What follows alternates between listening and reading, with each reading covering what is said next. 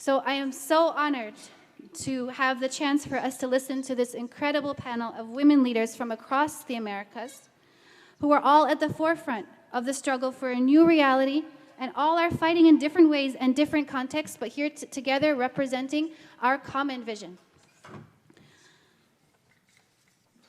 We will begin first with video marks from Gretel Marante Rosett, who could not be with us today because she was one of the members of the Cuban delegation that was denied entry to the US and denied the opportunity to participate with us in the summit.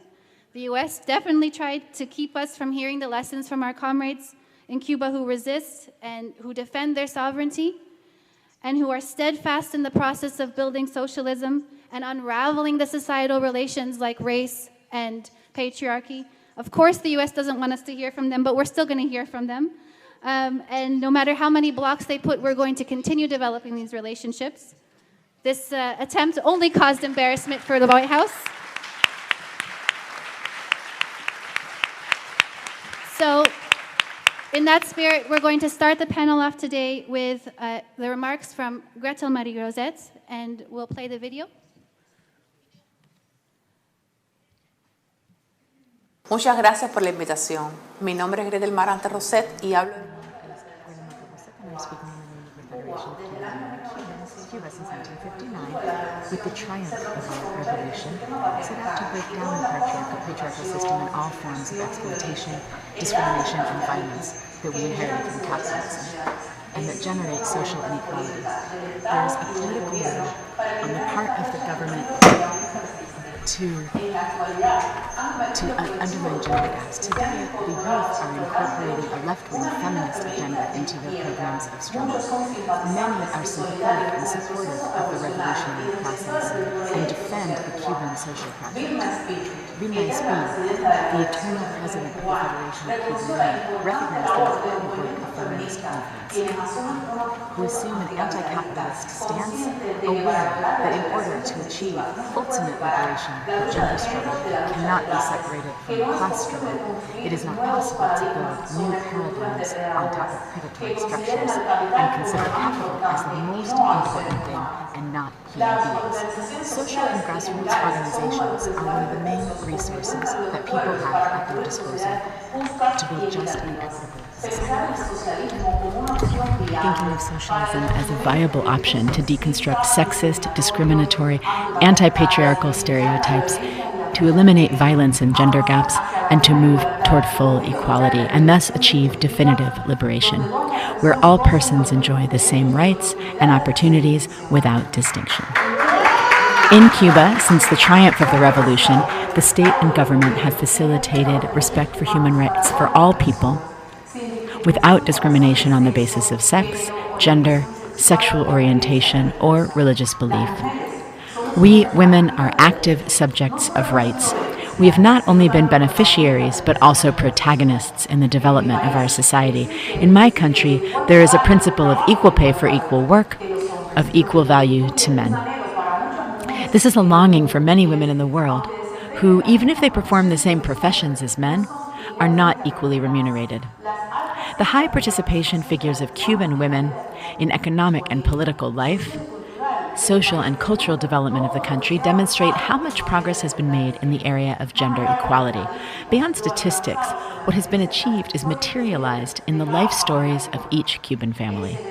The Secretary General of the United Nations urged the increased prevention of different manifestations of domestic violence, providing that under the conditions of confinement and quarantine imposed by COVID-19, this phenomenon may increase.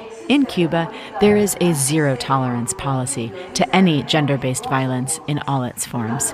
During the pandemic, the National Program for the Advancement of Women was approved through a presidential decree that constitutes the gender agenda of the Cuban state, with 7 areas of special attention that transversalize the elimination of gender-based violence as a major expression of intersectional discrimination and dedicates a specific area to legislation and law, to a normative framework and system of protection against all forms of discrimination and violence.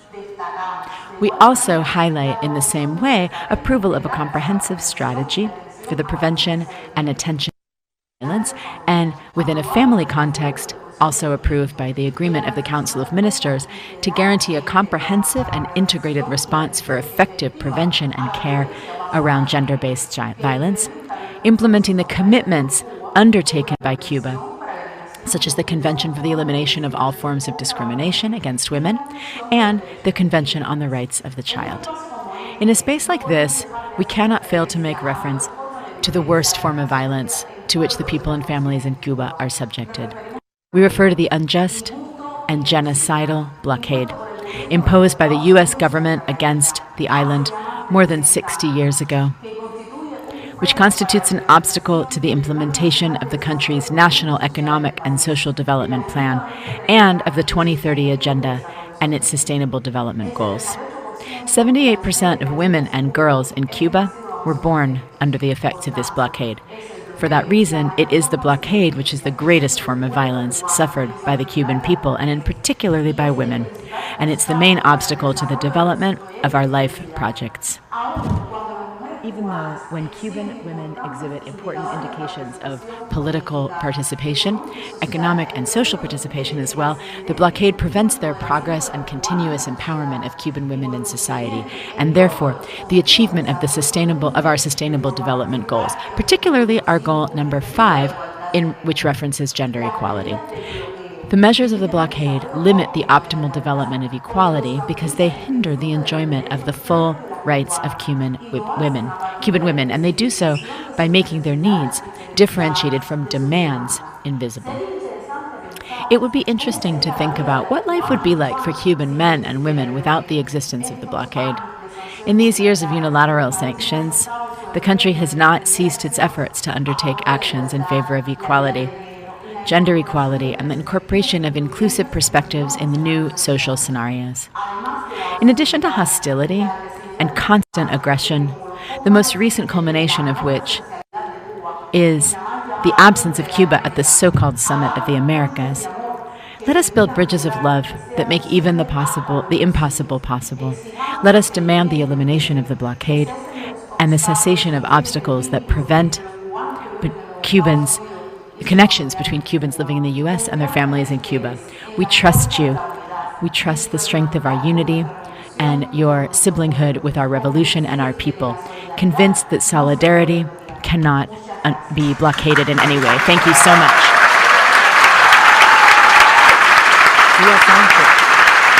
Because I was, cuando lo prendí me dio estática en el...